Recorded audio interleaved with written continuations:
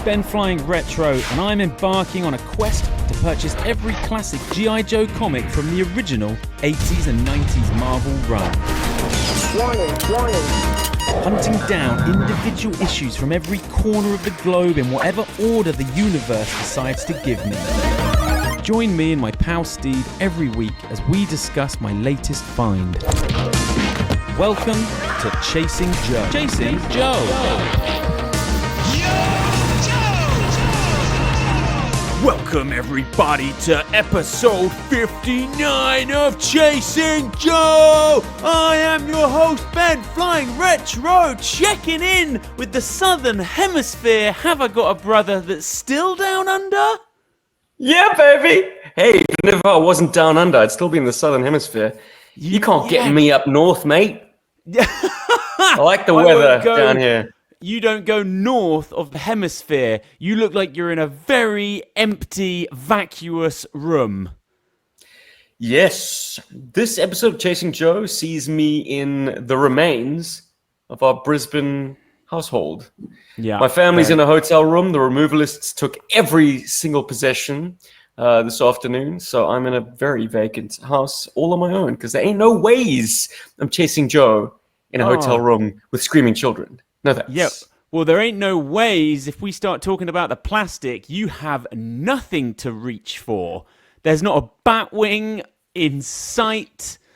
It's just an empty space. Funny you should say that. The Batwing box is just behind that wall behind me. So that's something, nice. Right? That is something. Well, I'll tell you what's something else.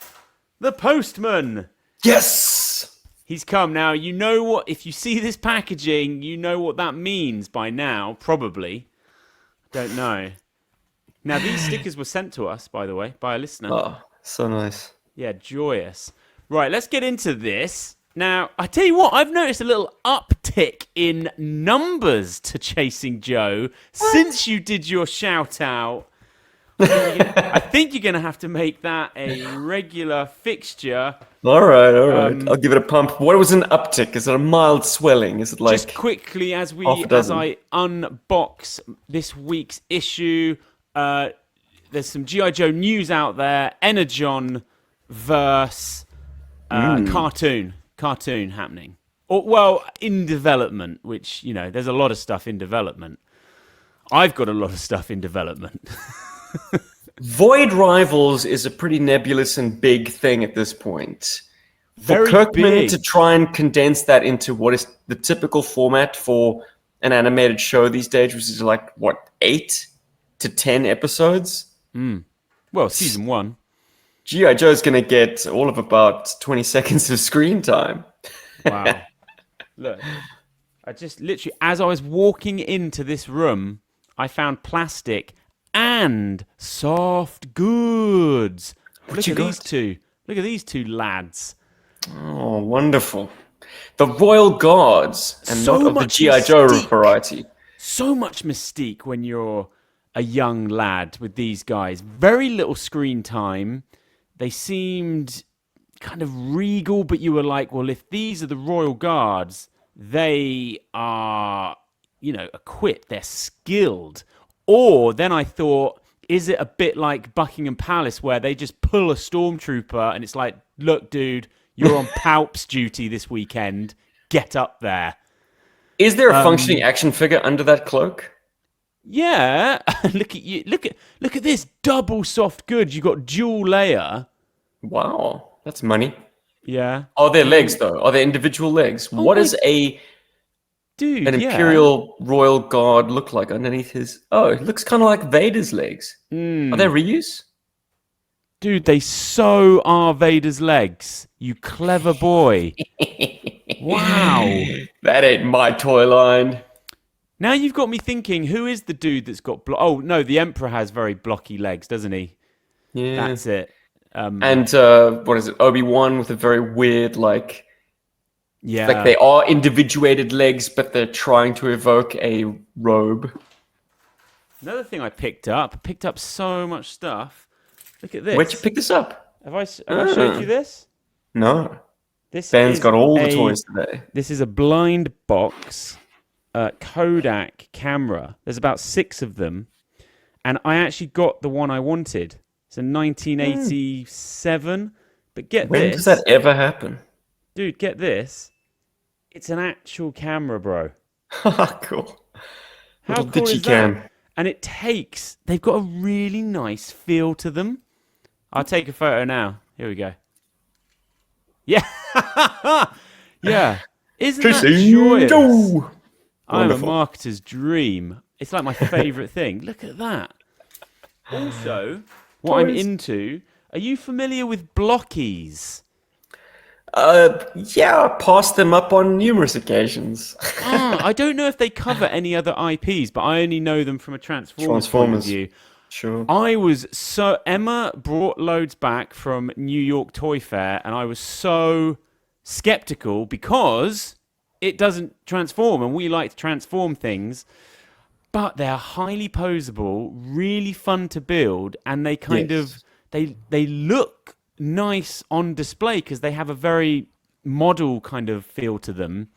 And you've got to collect them all, right, man? Me and Scout just spent the whole morning because he treats them a bit like Marvel Mashers, where he swaps them out and you can do so much swapping with them. So we spent the whole morning rebuilding like 8 of them, and I was like, oh, I want to get some more of these.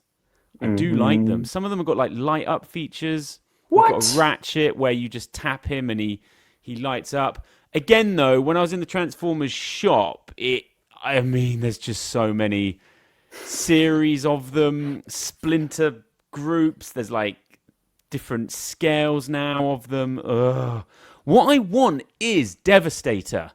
I want Devastator. That's what I want. And I don't really care what form we have him in. But anyway, that's Wednesday's pod, which is Transformers based. This is Thursday's pod, which is GI Joe based. What? Special Missions, issue 21, January 3rd, 1989. Say hello to a brand new year, but the same old special missions. Wow, there we go. But what do you think living in January 3rd, 1989 would have been like? Well, I can't answer that, but I can tell you. I was alive then. This is amazing. S-Jobs was actually with us. That's incredible.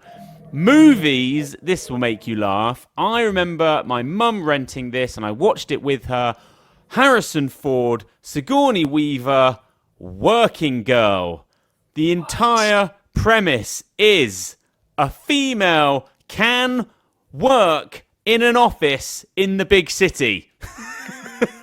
Well done, 1980s. Well done.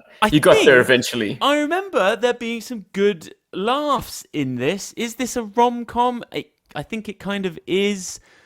I always enjoy Ford when he just dabbles in humour. He's got a very dry wit. And he can be quite good in comedies, I think.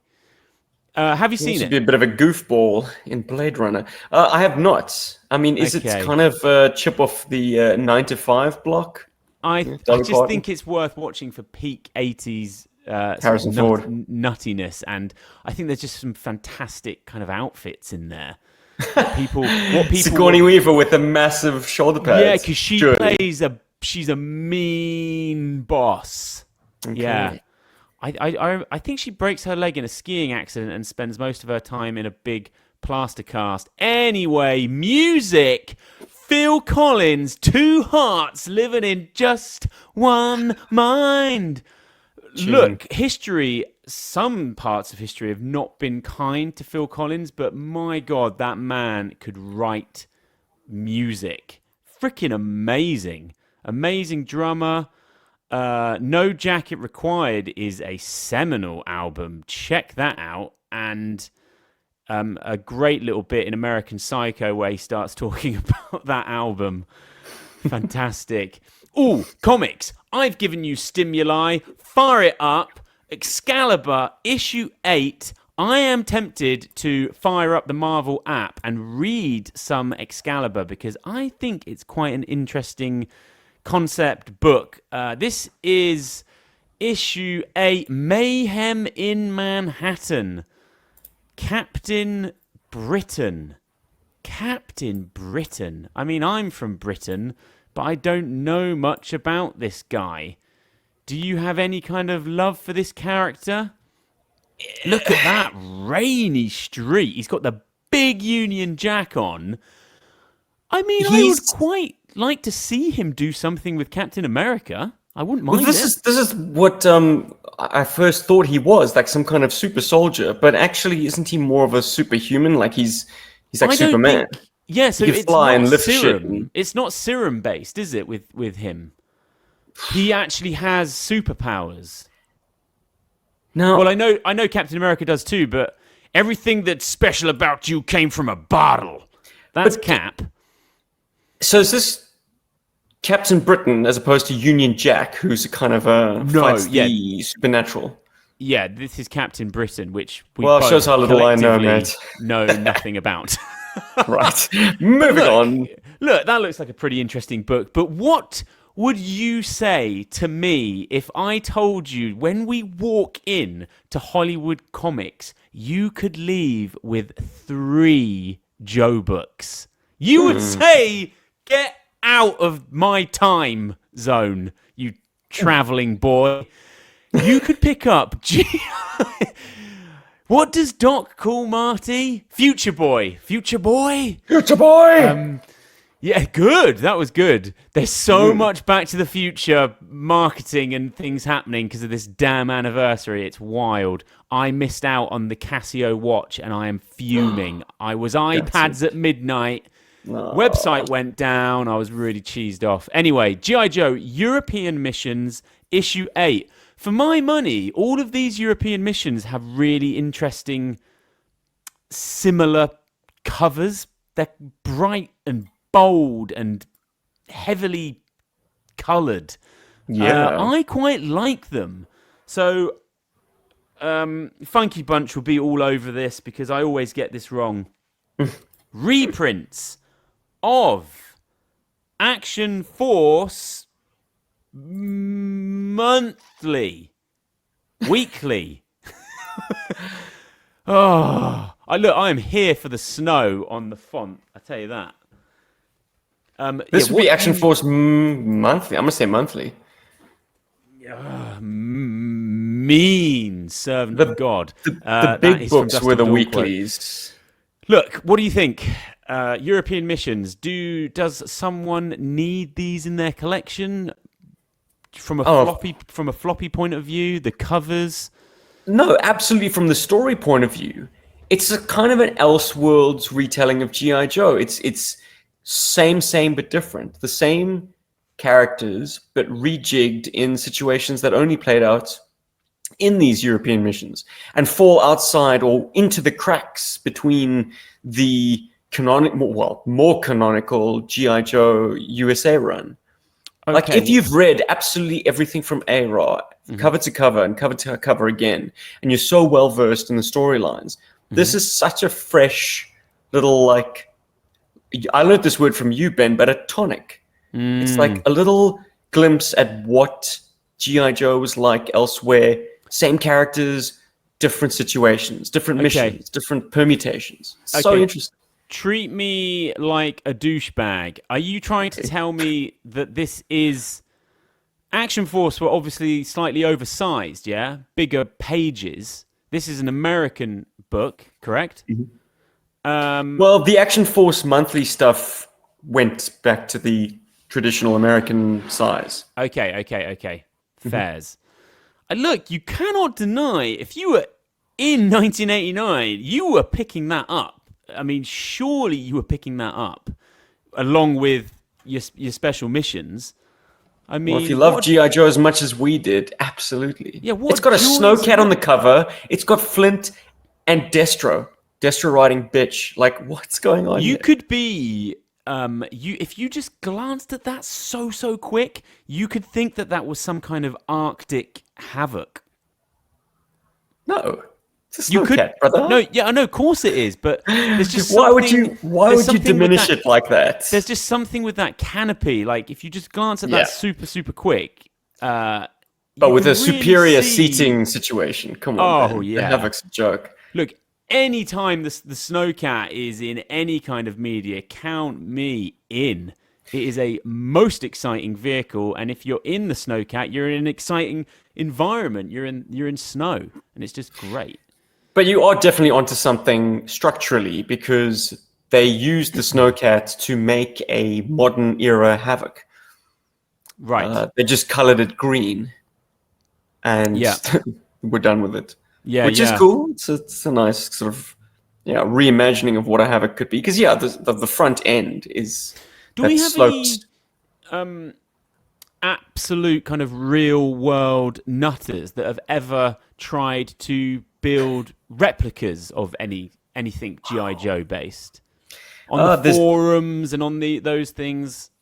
There is definitely I suppose a cosplay group that use the Thunder Machine. So they've got amazing a Pontiac Firebird that they've carved up, slapped on the back of a pickup truck, or slapped the back of a pickup truck onto a Pontiac. Maybe they didn't go as far as to actually weld those two together. Maybe it is just a Firebird through and through. But they've made the kind of the box armored. Yeah, I feel like something that me and you could throw together.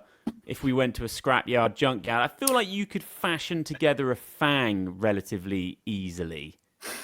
Or at least the helicopters that they used in the Weather Dominator to get out of that pit. Or to be fair, it's just like a platform with skids and like blades. Surely someone's like reskinned a ferret and just got a quad bike and kind of you'd think you could make a pretty good ferret. Not be surprised. Well, but it's certainly less famous than that Thunder Machine. I tell you, you see pictures surface all the time. Do a little Google search. You'll treat yourself. Seen that. I have seen that, and it is spectacular. But look, you are walking out of this comic book shop with 3 Joe books. So what could possibly be the third? Well, put your zany pants on, because it's time to go into the third dimension. Oh no! With GI Joe 3D Annual 1.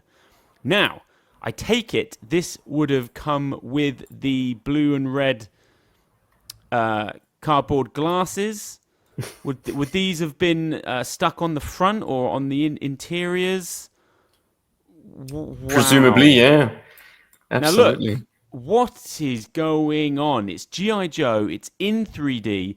I do remember not that specific book, but just books at the newsagents that were in 3D. And, look, they were always disappointing. You're never really getting that kind of 3D element that you are being sold. But I will say that the glasses have a great look to them. Back to the Future 2, one of Biff's goons just wears them as glasses. Billy Zane, right? Yeah, why wouldn't you? Now look, this apt, who have we got on this cover? It's Bobcat Max. Bobcat Max getting a feature. What's with what's with Spearhead? Are we saying that's the cover is in 3D, and he's coloured like that for some strange reason? What's going on? I'm not out of favor with that. That's an interesting recolor. Look, Spearhead, the original colorization of Spearhead is weird. Like for a desert trooper, he looks like he's camouflaged for warfare on Mars with that bright orange. Do you own these books, S-Jubs? I do not. No. Be curious to give them a read. Though I imagine the storyline is wafer thin. It's really just a vehicle to push this. Well, we better 3D. Get them. We better get them because we're chasing Joe. So how many are there? 2? You better get him, son. 2? There's definitely one that I think features is it Big Boa on the cover? Oh, then we're definitely doing it. What is this? Blackthorn Publishers. Yes, that's it. Blackthorn Publishing. Right. Okay. Well, look, I will get that on my list of things to get. But let's go back to my house, into the bedroom, fire up the Amiga. Ooh. Speedball. God. Speedball was just released. Now, this was one of those games where I was so into the story on the back, and it kind of made me think of dystopian films like The Running Man or Rollerball, is it? So the game is based on a violent, futuristic sport that draws on elements of handball and ice hockey and rewards violent play as well as goals. Do you have any memories playing this? I was a big fan, and I just loved all the artwork that went with it. I mean, the dude that did this had some fun. It's just such a kind of, it's got a kind of gladiator vibe to it. Like, I don't know if these guys are maybe prisoners and forced to do this. It's just cool. It's just really cool. I think probably you could make a film out of this quite easily. Thoughts? Well, I mean, we've said it on the show before, and it bears repeating that the great thing about these Atari games, or any game from this really early period, is like, obviously the gameplay is so crude. It was the cover art. Not too crude in this. Oh, really? Too crude. It's not like, it's relatively good looking. But all these painted box arts, that the art of Atari, it's such a great aesthetic and so evocative. Like that's where your mind would go while playing with these primitive pixels. and just the information, there was quite a lot of lore with these games, you know? They took the time to write the booklet. Like some kind of backstory, fed the imagination massively. All I could do with playing this, or maybe at least watching some YouTube stuff of it. You wouldn't get the full effect. You wouldn't have that heavy handbook in your possession. Like you said it, man. Whoever was writing the copy back then, there was just such a richness of like making a game absolutely punch above its weight. Well, building the lore and just writing this text document. Well, I truly believe they were probably coming from such an uncorporate place. Right. These gaming studios, I think back in the 80s, ragtag young dudes, flip-flops and couches. Probably why Atari went bust. But, there were probably all big Dungeons and Dragons players, in which case they absolutely would invest so much in the minutiae and the backstory and the characters and the world, even if the game itself was just a little bleep blop blap kind of affair. Boy, you said it, Chewy. It's that ethos of, if something's worth doing, it's worth doing right. Like, why wouldn't you do all of that stuff? It's the little things, baby. Now, look, I'm going to take you to the toy shop. Please. Or maybe the bike shop. Something that we've never spoken about before. Every kid's Cadillac, their BMX. Now, I wanted a Mongoose for as long as I can remember. They were very expensive. I never got one. I think I had a Rally Burner instead. But BMX culture was fueled mainly by that film, which surprised me how old it was. That was 1982. Australia's BMX Bandits. Seminal film for me.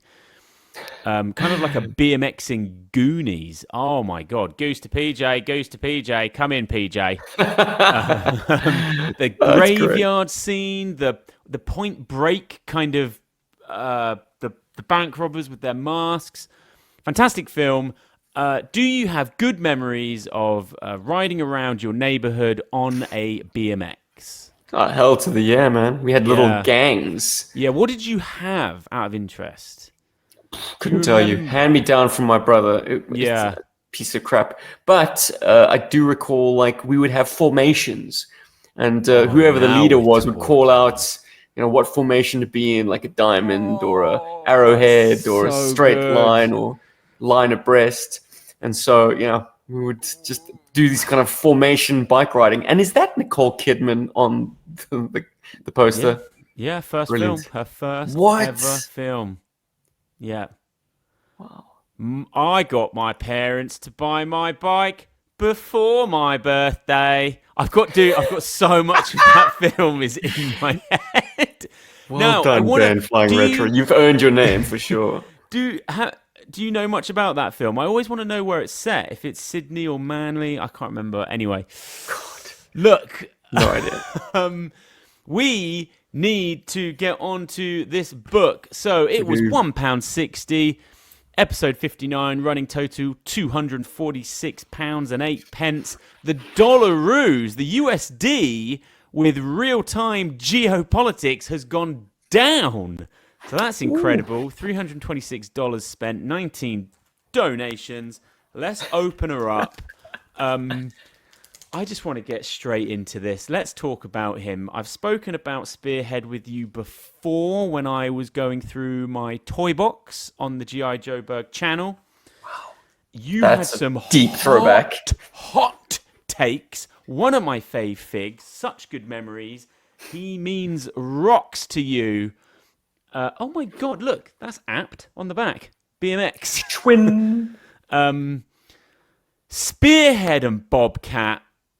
Spearhead and Max. Should we get the file card up? I mean, should we just get straight into it? Spearhead was the youngest and the most successful insurance salesman in the Pacific Northwest. It was said that he could sell a term policy to a dead cow.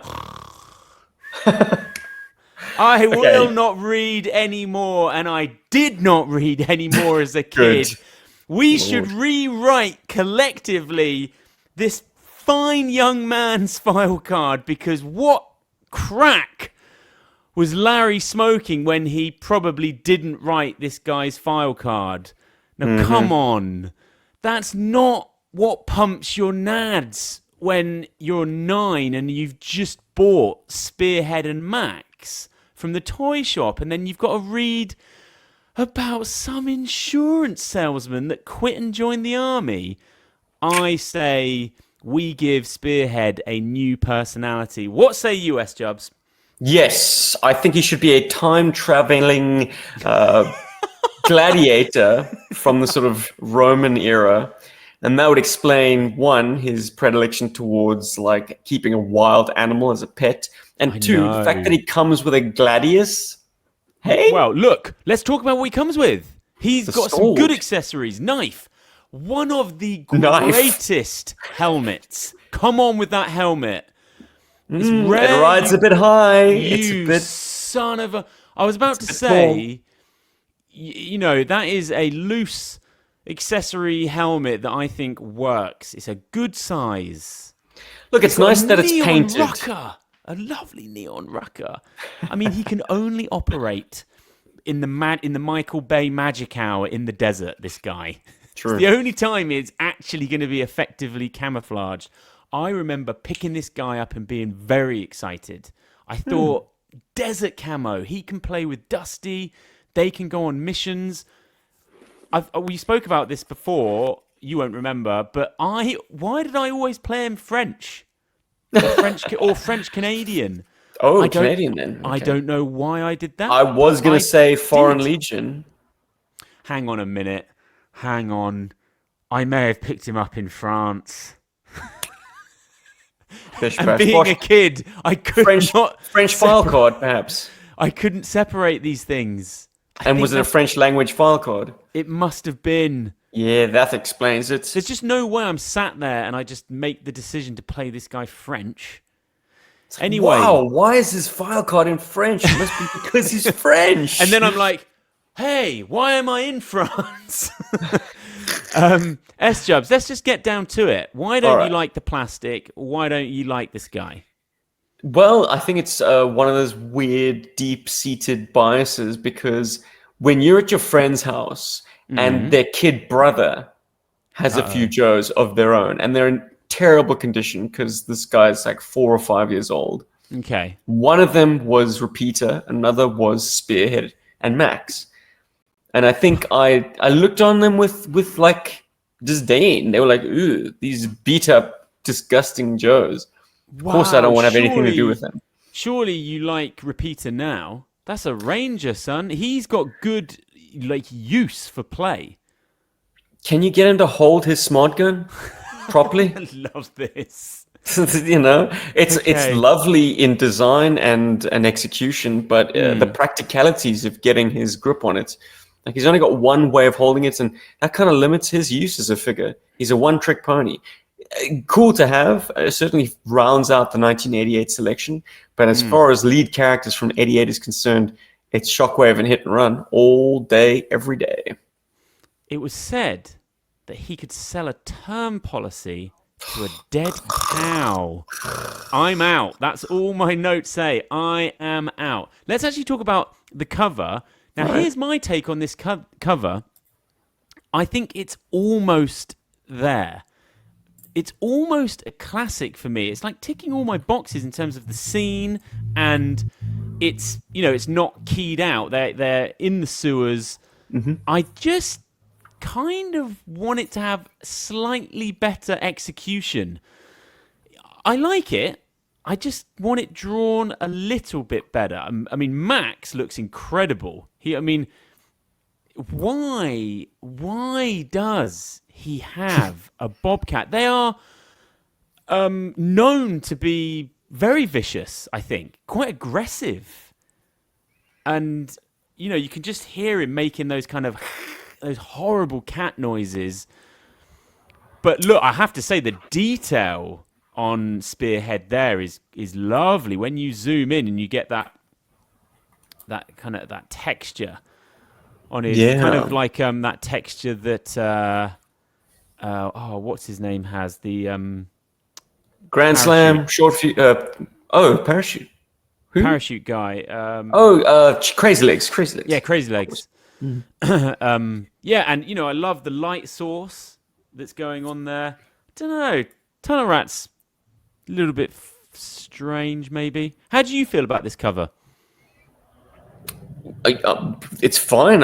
It's nice to have a cover that kind of builds intrigue. Also, isn't out of step with the issue. Shows Tunnel Rat in the environment that he's best suited at. Airtight is an interesting inclusion. Like clearly, we're dealing with some hazardous material. Like Max adds an interesting dimension. But like a bobcat in a sewer. Are bobcats aquatic? Are they the kind of cats that enjoy the water? I think you're going to be carrying that thing. It's going to be a non-stop problem, like an actual issue. Like who bought the freaking bobcat? Well, Spearhead did. Does feel like Max doesn't really exonerate himself as a functional pet in this issue. Like, the most useful he is as like a canary in the mine shaft kind of moment when like everyone's putting on their sort of masks to deal with the hazardous gas. But they're like, well, Max is still alive, so I guess the gas must be harmless. Like, dude, that is terrible to have brought this poor wild animal down there just to put it in harm's way. And to be kind of flippant about it. Well, flip. It's a bit like a flick book because it's one of those glorious covers where you flip and you kind of you're in that same scene, and I love that. For my money, this is a beautiful opening page. Talk about light sources again, drenched in blue with these giant-sized sewer rats that are kind of being picked up with some light. That is, honestly, the lower depths. Already, I open this and I'm like, ooh, I'm like this. I'm rubbing my hands together because this is a very, toyetic scene that you could play out yourself. A small number of Joes. And it's like, oh my God, tunnel-based. I am in, and I am... All right, name check them, because there's someone who is missing from the cover. Yeah, Charbroil. Charbroil. And I would say he is not professional or on task. He's just got this New York City guidebook. He's never been to New York before. He's not well-traveled. And, he's in this elite military unit, and he's got himself a New York City guidebook that he can't keep his beak out of. Hey, look, props to Larry for penning such a throwaway character with a little bit of character, a little bit of uniqueness. Yeah. I think Charbroil is being played as a bit of a country bumpkin's first visit to the big city. If memory serves, I think he comes from a place called Black Duck. Right. Which sounds like... a population of 250, if that. I might be wrong, but like he's the kind of guy who joined the army and wanted to work with open flames simply because during the winter he would use a blowtorch to keep the pipes from freezing over and bursting. Like that's pretty flimsy stuff. This guy's, he's very focused, but another way of calling him focused would be like he's quite simple. He's quite route one. Well, maybe that helps because what he does to the enemy, which is just flame them to burning, Yeah. horrifying death, he's got to look at that. Don't think about it too much, pal. Don't think about it. Yeah. Deep beneath the streets of New York City, I am in. I'm Yes. out on Spearhead's file card, but I am in for this kind of a story. And they're making. Oh, wait a minute. Do you want to do synopsis? Synopsis. Ah, Let's do it. well, it's pretty cut and dried. I mean, Cobra's having some kind of activity in the tunnel systems of New York City. So Joe is investigating, and they've got their hazardous environment trooper checking out and things. It turns out Cobra's installing like nerve toxin canisters all over the shop. Filthy. Yeah.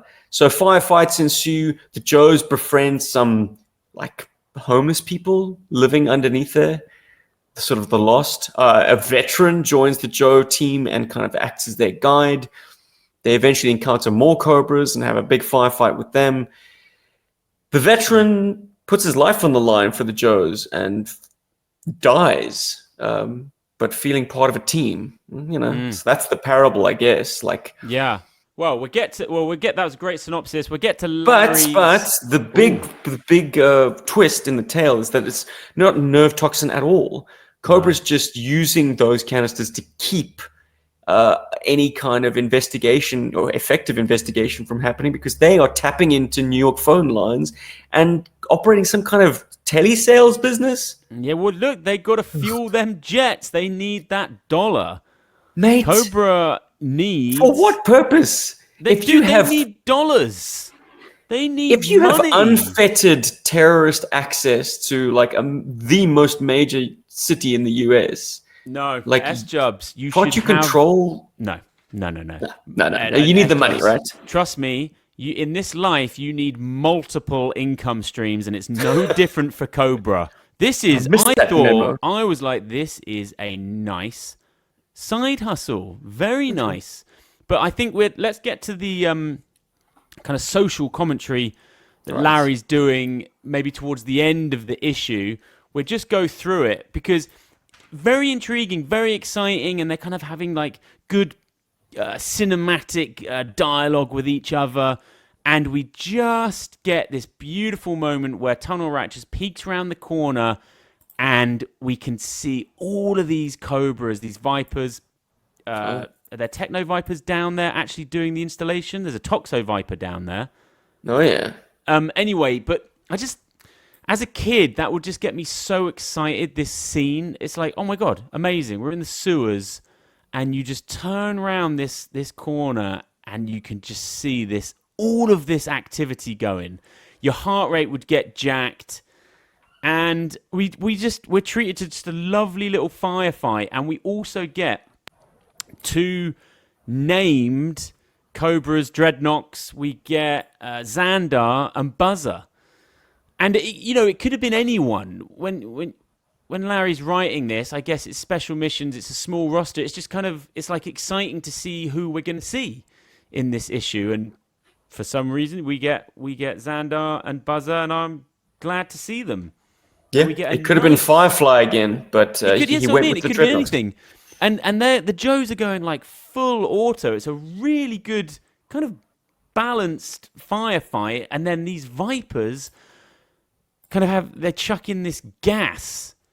And I do love all the real world practical stuff that the Joes have to do to kind of combat this gas. First things first, they get their masks on, and then Airtight does a kind of middle school science litmus test with his little sachet and ascertains that it is just, what is it? Is it just smoke? Just smoke, just to conceal their exit. Smoke.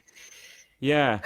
Typical villain stuff. It's like Cobra had them dead to rights.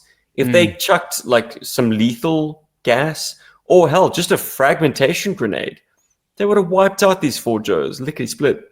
But no, they just smoke them out. Like so much of Cobra's plan make them out to be sort of toothless, ineffectual.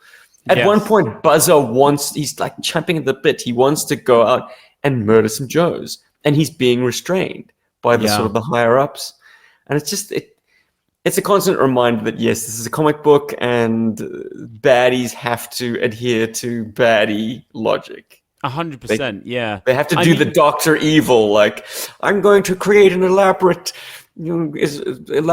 place for you to meet your demise, and then I'm going to walk away and leave you a chance of escape. Many special missions issues do feature Joe's getting hit, though. So I am surprised he didn't write in one of them getting tagged there and just being, have a panel being bandaged up. I think even that would have kind of, made it a slightly more realistic outcome. Well, his main thrust with this is to show an effective combat team and then have a jaded veteran who lost his toes to frostbites in Korea and was not given much credit at all or any kind of financial safety net for his efforts, who's living on the streets or beneath the streets. Like, that's the social commentary of this issue. Yeah, when they encounter... This is why Larry writes these books and I don't. Because if I was writing this story, it would have been exactly the same, but it wouldn't have featured that because that stuff's not on my radar. And we are so lucky that we get these amazing kind of additions, these nuances to a very basic story that he just adds a wild amount of gravitas with this whole kind of separate thread. It's amazingly done, and it's also totally seamless. And I do like this kind of underground society of the Morlocks.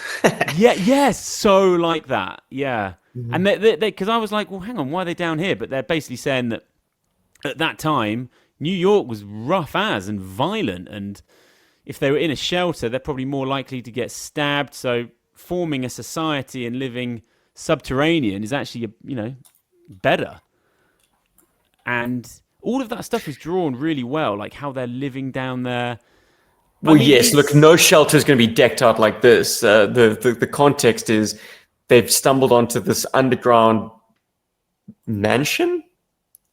Some, millionaire in the 1930s had built so they could have their own private train station.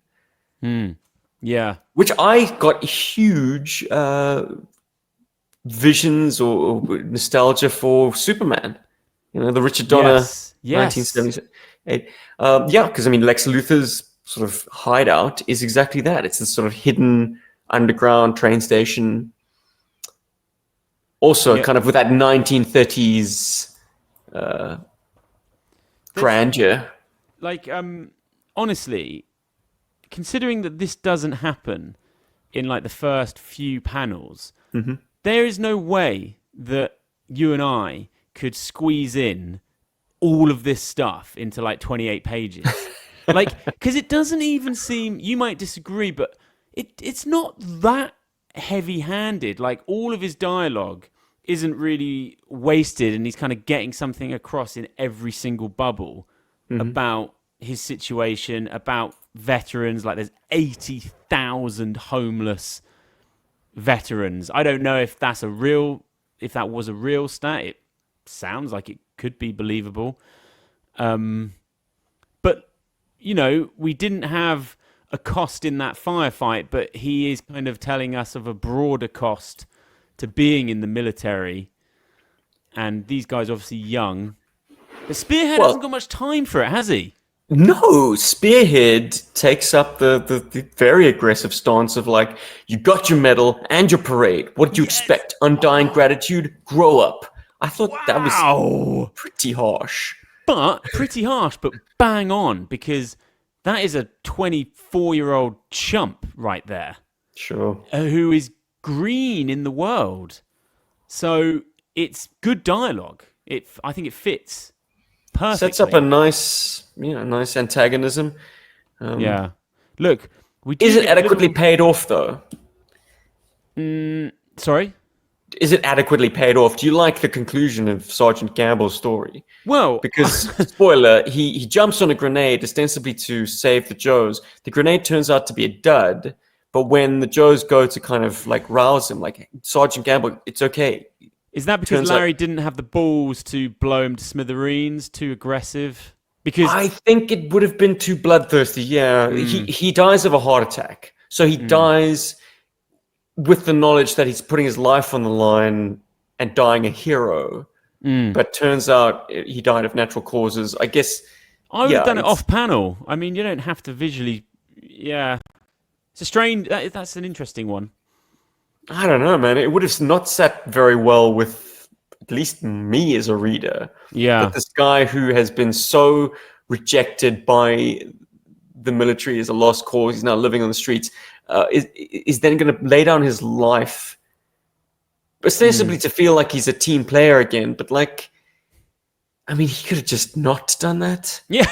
And lived. Like, what is worse? Live with this bitterness or be dead? Well, that grenade was going to potentially. Wow, it's just started really raining here. Whew. That is. But yes, very it becomes a bit more palatable that he essentially died of natural causes, spurred on by the heat of battle. But like, he died with the knowledge that he was laying his life down, just like he would have done for his brothers in arms, in those actual conflicts. Yeah. Now we do get some nice moments of levity before that harrowing scene. We get sexy techno vipers. We've talked about these lads before, and they are just brilliant. I'm going to have to kit my fig out and get them on display because they're so vibrant. They also seem to be like all business. I mean, this poor techno viper is dealing with this freaking clown, man. Road pig. He's spilling his drink on him. He's just eating. What's he eating? Donuts, mate. It's just donuts. He's just drinking grape soda. He's not adding anything to that situation apart from incompetence. Comedy. Yeah. And then we get on the flip side with the Joes, we get a freaking. Well, we had to. They're in the sewers, and what do we know exists in the New York sewers? Not Teenage Mutant Ninja Turtles, but gators. I think this was coming from a real place of,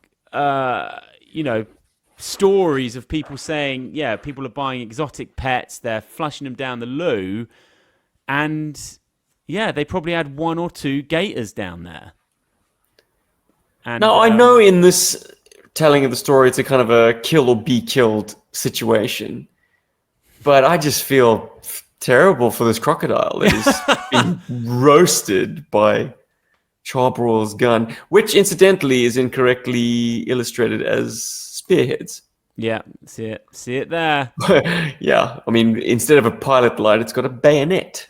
You might be surprised to know I've spent quite a lot of my week thinking about like what it would be like to operate a flamethrower. Charbroil, are we saying it is a traditional flamethrower as we know it? Or is there something a bit more funky going on with his backpack and how it works? Well, it's a cool-looking backpack, that's for sure. Yeah, very space-aged and has that lenticular. I went to see The Thing this week and had a great time. And I was like, there's a lot of flamethrower action in this film. And then I listened to the commentary, and most of the time it was a real working flamethrower. And the cast were just so intimidated and scared by the random nature of the damn things. And are they still like utilized in the military today? They must be against some kind of Geneva Convention. I think also the practicalities of flame weapons are pretty low. Like there are far more lethal ways and effective ways of clearing a room. You're being assigned that task, aren't you? No one is putting their hands up and saying in WW2, I'm going to be the flamethrower guy. Like, I mean, it's freaking insane. But anyway, Yeah. that's the flamethrower. That's Charbroil. He is eating roasted alligator that evening. For sure. A lot of But animal cruelty in this issue of G.I. the Joe. plot does Sure. thicken with Bell Farms milk. Something about all these kind of... I like these in my films as well. I like these kind of operational scenes. I just like these cobras surrounding that truck, don't you? What an absolute treat Trimpy has delivered with this. Like Yeah. all the cornucopia of Vipers. Toxo, Telly, Techno. And they're also doing something interesting. You can spend a long time analyzing these panels, and you can get a lot more out of them than you can on just a first glance. But yeah, so I was about to say, what more to say about this issue? I like how we're subterranean for the whole goddamn issue, and then towards the end, when they actually do surface, like Xandar and Buzzer, you kind of do get that, like, okay, we're by the port, we're outside, and that's when they do the switch. It was all about telecoms, and I do love the bubble onslaught at the end of all the Arbco trucks, and they're already in. The operation is just like up and running, and they are getting dollar bills in. So we might be decades apart from when Larry penned this, but I feel like I am now at a life stage where I am being bombarded by cold callers. So I feel a kinship to the author. Like all of these phrases, I'm seeing them or feeling them in my day-to-day. Though primarily in this part of the world, it's about trying to sell me solar panels. Yeah, and also you can tell it's 1989 because they are all female cold callers. All right. Look at them, all of them just up and running. And I love how you've got like and a centralized, all white. you got like a centralized one down the center that obviously kind of like runs the girls. Oh, yes. You can imagine, like, behind the scenes, like, each truck, there's probably some kind of, like, inter-Cobra leaderboard. And if you have the best sales record of that day, you, I don't know, might get something. So much of that was worked into G.I. Joe, even on the file cards. That whole bit about Iron Grenadiers not getting, like, a raise. Instead, they get offered, the shares in Mars Corporation.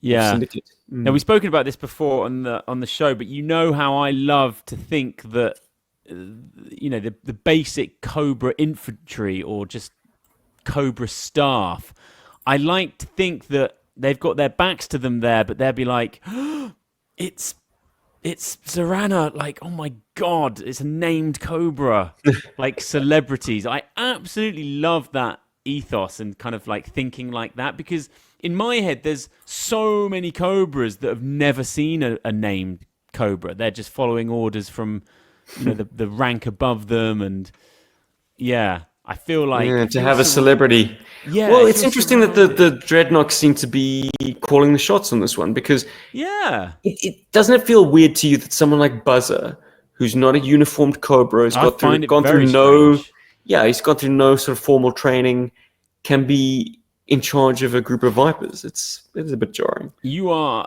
bang right. Like how this isn't just the classic Firefly with a few bits of dialogue. It feels right up his alley. I guess this feeds into what Larry was building up in the main line, and that's the fact that the Dreadnoks, under Zorana anyway, have been turned into this, like, they're doing Ponzi schemes and pyramid schemes. They're fleecing America. And that works better for me because I think that Cobra Commander would utilize his more experienced kind of soldiers in other ways, and this is just a good con. And it's like, who better to run it than the Dreadnoks? Well, he certainly moved a lot more manpower or women power over to sort of Zorana's portfolio because, she's got this pool of female telemarketers in their very snappy Cobra uniforms, may I just say. Yeah. With for that time, state-of-the-art microphones. Hey, do they still use headsets today? The thing I is, don't know. man, I was the kind of boring kid that I would have bought that plastic. I honestly would have. I would have bought a couple of them girls to have had in the background running calls or being on comms. Like, I was all for things that I could build scenes over. That's why I was a fan of troop building, because I was, even back then, I was always after and chasing like production value, or like, or like aesthetic. So I didn't like empty scenarios or empty scenes. And it's like, my troop building came from more of like padding and filling out a scene than the actual playing with that many of one fig. Do you know what I mean?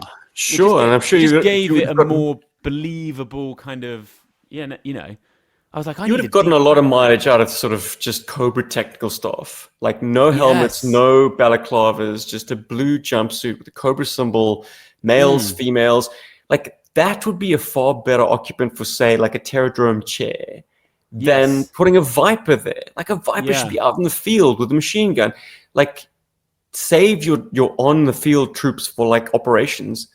Yeah. These are the kind of guys you need for the more technical aspects. But Yeah, even dude, I'm just with you there. just even from like your a play motion point of view, Yeah. how much better does a frame look where in the deep background you've got two blue shirts chatting to each other? It just fill a scene. It's just Dude, beautiful.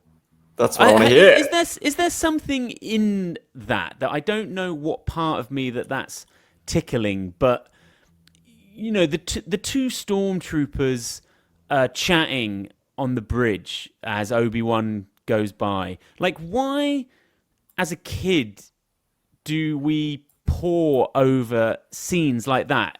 I think it's because it's an element of real world in a totally chaotic, fantastical film, and they're clearly just two dudes chatting about some tech that's happened. And the same applies to GI Joe. I think it's, as a kid, it's kind of like, no, these are real guys and they work for Cobra, and they've been put on a shit detail and they are just going to talk the whole time. Like, I'm so here for those little Ben, flashes you of stuff just like that. told me that you like doing the setup, but not the actual game.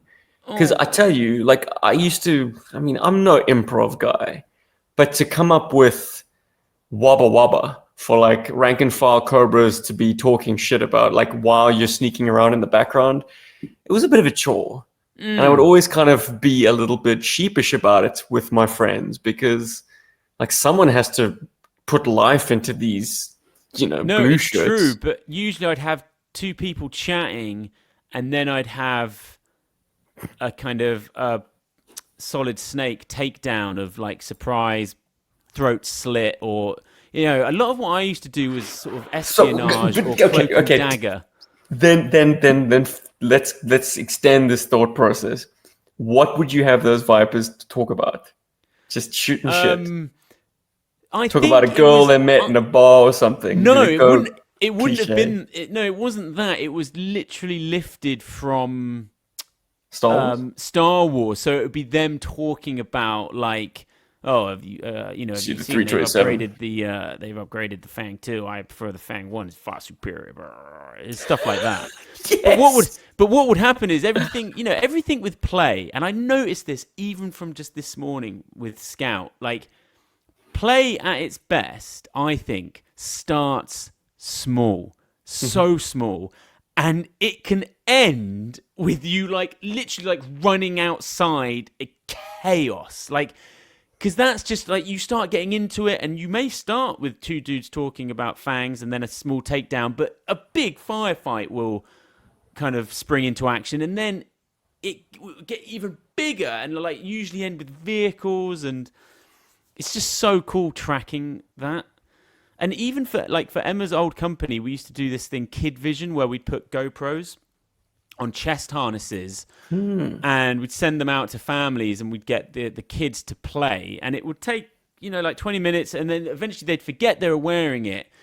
And oh, it is just studying play is fascinating, Like seeing how things escalate, seeing where you started to where you end. Yeah, this is a good.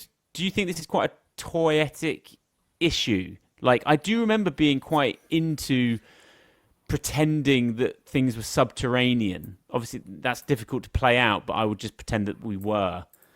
Yeah, I was quite underneath the into bed that. or just under a blanket made for a good cave. Like, if you had tunnel rat, like me and Chief would go outside and just like into the side of the flower bed, we'd dig a tunnel and shove him in.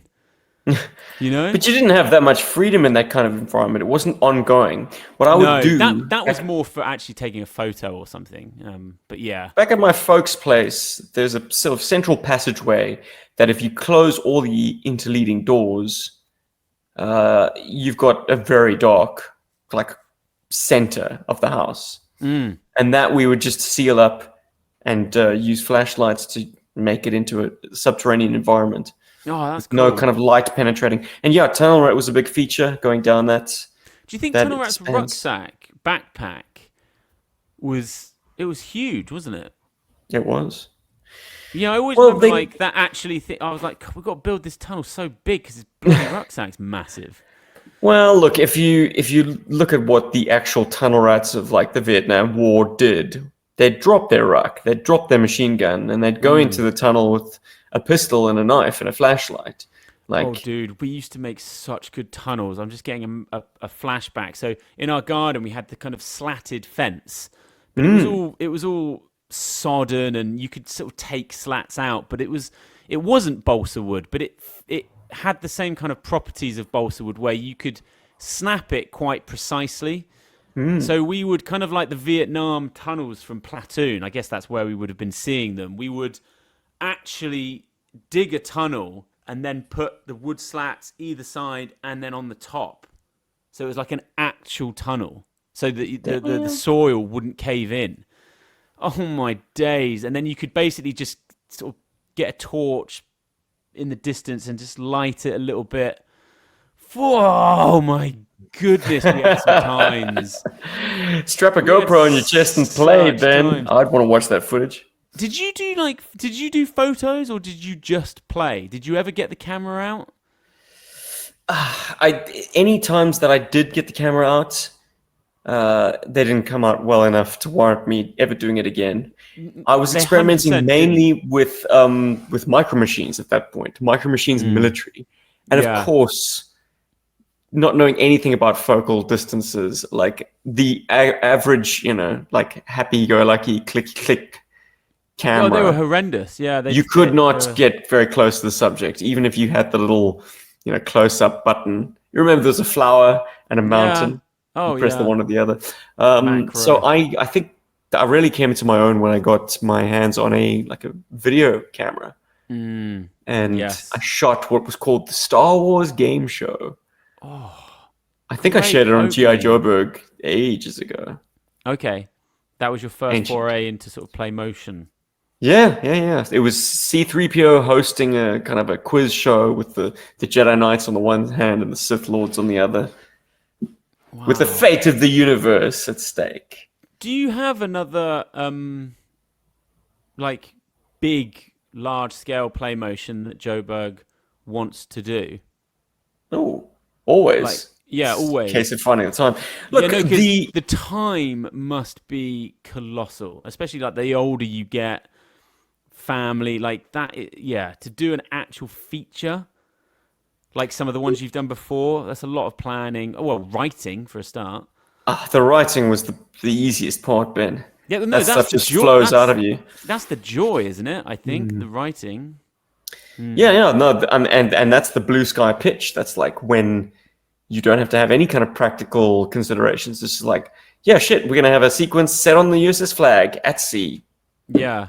Well, I was Nice. going to say, do Easy. you actually write with one thinking, well, there's no point writing something that we know we can't do? Or are you totally... Yeah, things have kind of hit a bit of a slump at the moment. I mean, I do have one small child and one even smaller child, and maybe another one. Who knows?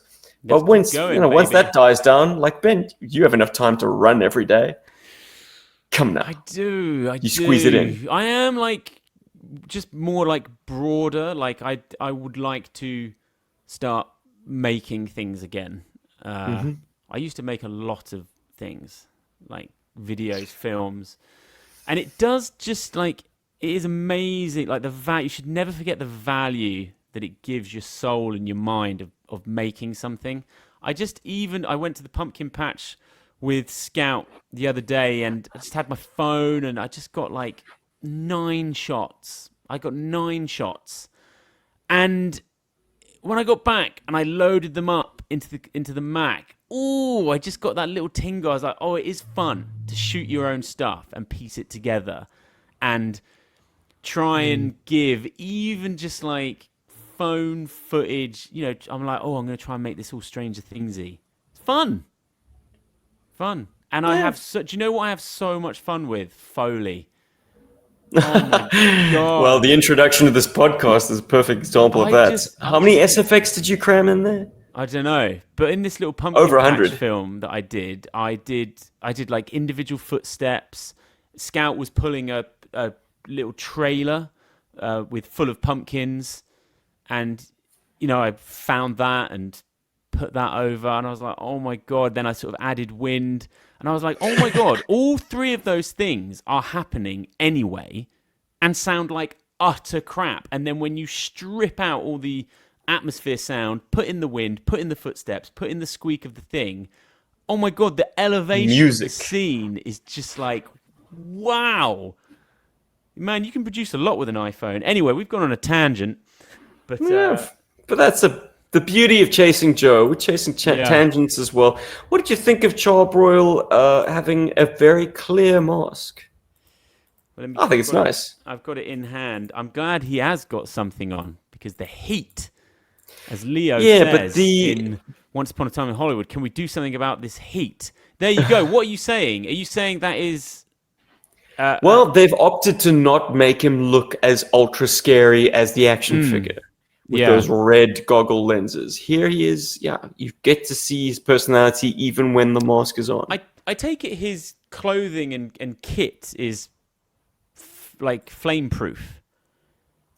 I think that's the intention, but can you ever be truly flame-proof? I know that we played him that way, but like my adult brain says, no, mate, there's no ways you can survive the heat of that thing if it was turned on you.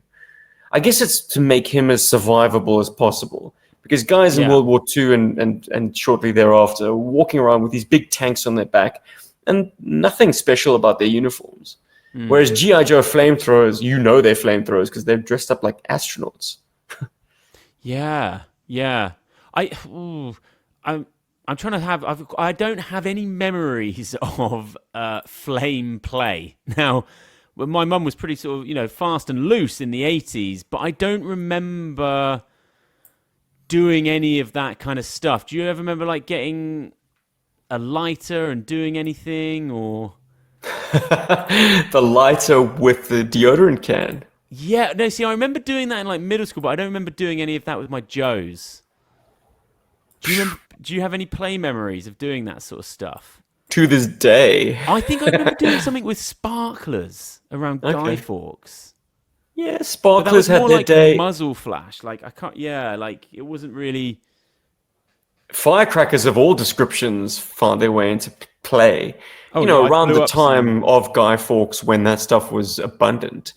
I mean, I think a corps or two met their demise by having firecrackers stuffed basically in their waistband. That's something that I did get into, the French bangers, the bangers that I bought from Calais.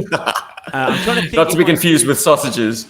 What's hilarious now is, I mean, you would get trolled because I was putting Kenner Star Wars figs, and I was like oversized bangers strapped to their back, proper Toy Story Sid.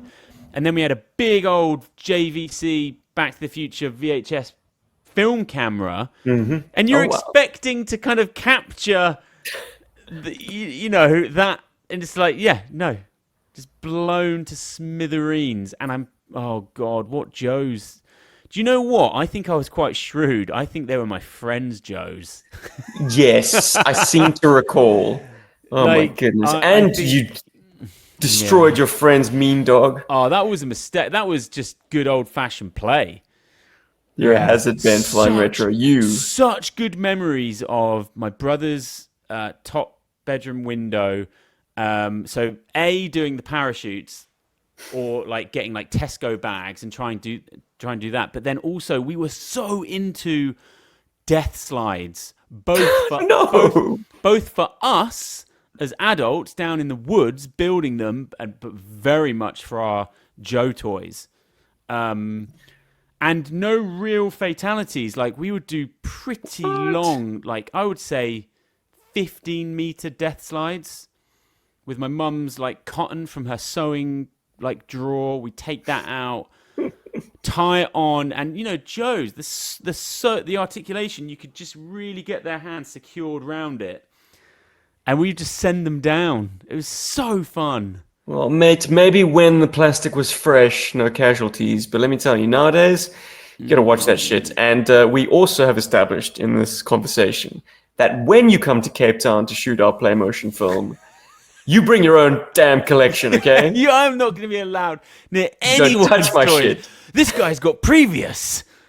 Yeah, I got previous. Right, geez, it's half term here, so I am needed. Get out of here, brother.